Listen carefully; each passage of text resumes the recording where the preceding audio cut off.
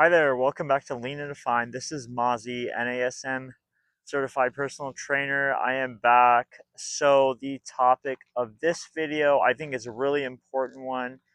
The idea is to start slower. So, I think oftentimes in the fitness world there's this like real gung ho like push hard sort of perspective. It's always like, you got to grind, you got to just get in there, get in the gym, work out, do this, do that, reach your goals. And I'm actually here to kind of say the opposite, which is to slow down your approach.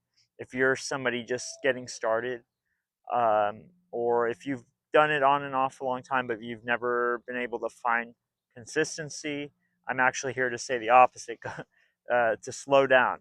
And there's some important reasons for that. I'm just not just throwing it out there, but there's some good reasons for it. So number one thing that I want to start with as far as what it means to start slow is start with just 1 or 2 times a week in the gym. And I've said it in past videos, but just starting with 1 or 2 times a week can be a great way to start and slowly get yourself used to doing this new habit or this new thing, and it will give you time to get used to it without overwhelming yourself. Not to mention, once or twice a week has been shown to be enough to build muscle. On top of that, obviously, I suggest doing cardio as well after your weight training session to burn additional calories because you want to get lean and defined, or you just want to lose some weight, right? That's why you're here, or that's why you want to watch this video, right?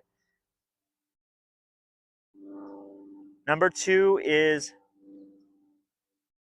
starting slow can give you time to build the habit of coming in regularly without overwhelming yourself. So maybe you're asking a question like, well, why don't I just come in 5 times a week and I can get and that'll work even better, right? But the reality is that may overwhelm you. Most of the time, when I've seen people try to attempt coming, like me working at a large gym, whenever I've usually seen people attempt to go 4 or 5 times a week, they usually end up dropping off not too much longer after they start. And I think they're not used to it. They're overwhelming themselves.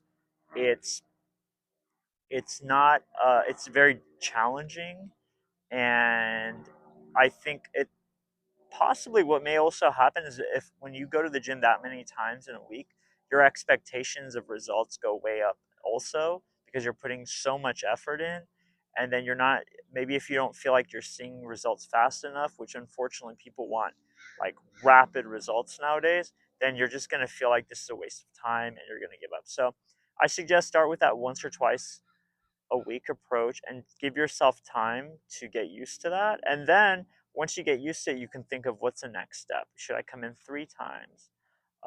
Depending on what your ultimate goals are. You can think about that a little further down the line.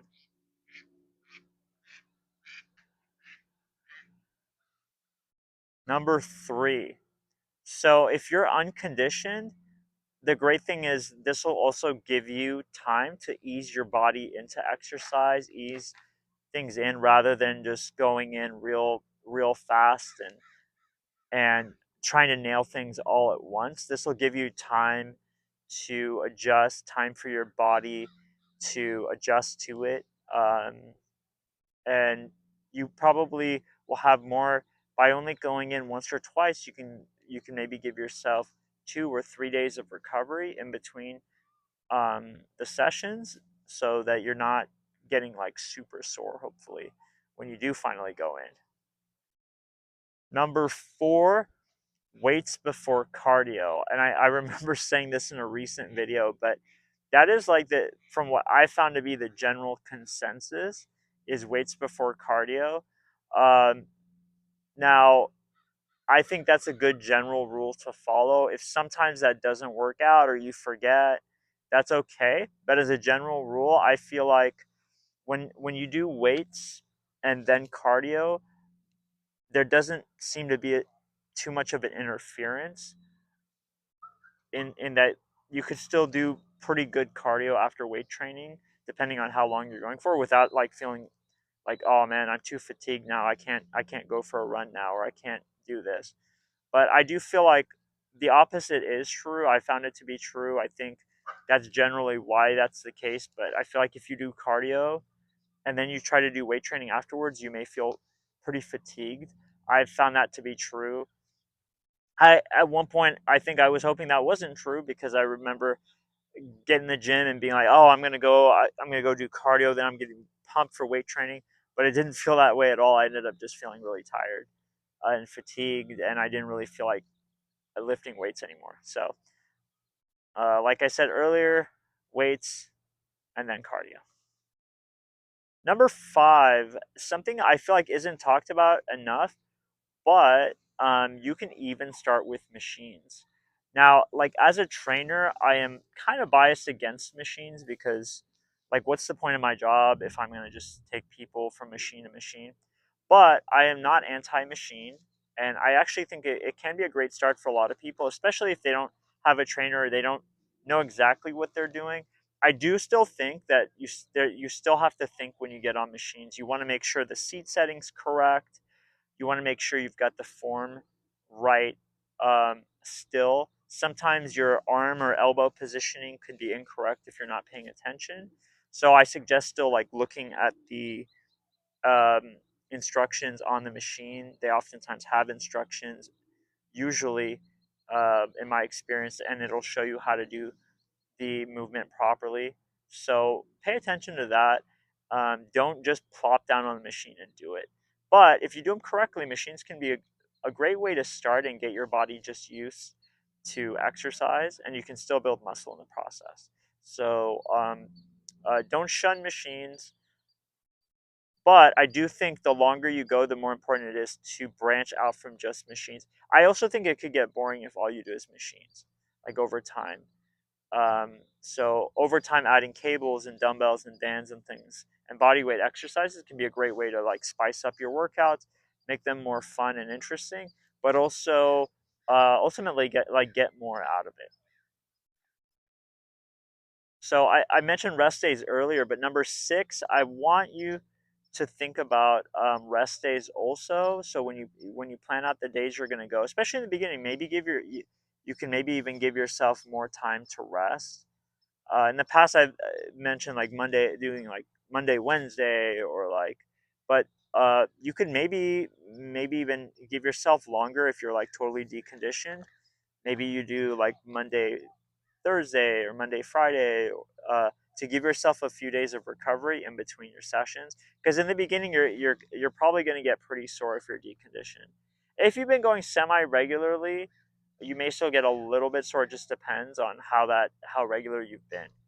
But I do suggest keeping uh, giving yourself maybe a couple days of rest in between workouts, and try to do total body every time, or every muscle group that you want to work. If you don't care about working your leg muscles and you'd rather just do legs with cardio, which is more like what I generally do or have done, I would say you can just do every muscle in your upper body that you want to work out.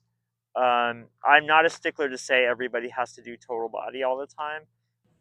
I've had it where a client didn't want to do legs, and I was okay with that. I think he later came around actually, but in the beginning he didn't. He started with legs and he didn't want to do legs because he didn't want his legs to get too big. So it kind of just depends on how you want to do it. Cardio.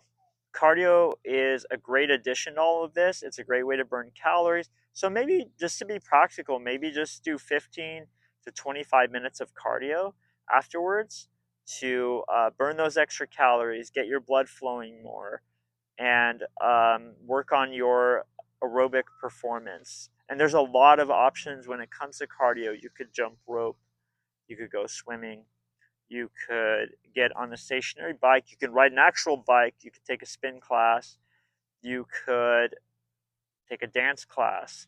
There's a ton of options when it comes to cardio, or at least a lot of options that you may want to consider. You could go running outside, running on the treadmill, whatever it is. Try to find something that is that is something you enjoy more than the other ones, because if you like it, I think it's just easier to go and do it. If it's something you really don't like, then chances are you won't want to do it for very long, or it's just going to be a miserable experience.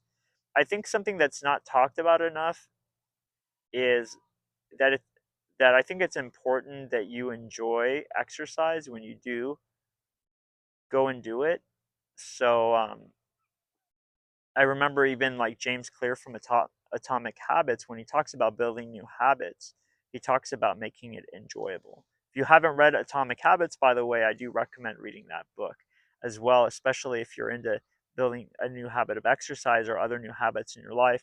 It's a great thing to check out. But making it enjoyable is great. So try to try to find exercises that you like doing when you do your weight training.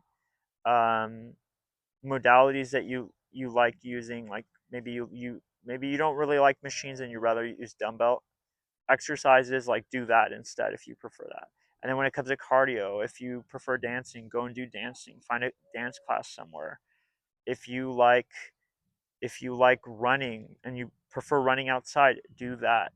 So do things that you enjoy, because I think in the long run it'll be easier to keep doing it and maintain it if you enjoy the experience. So all these things were basically to discuss how to start slow and why to start slow and all these things. So I hope you got a good message from all this. I hope you got a better understanding of kind of what I'm talking about and how starting slow can be a great way to make sure that you don't just start, but that in the long run you continue to exercise and it becomes part of your life. It's something you're able to incorporate in, and that going like 0 to 150 is not the only way to do things. That may work for some people, but I think that doesn't work for a lot of people. So, with that said, this is Mazi here at Lean and Defined. Take care and stay active.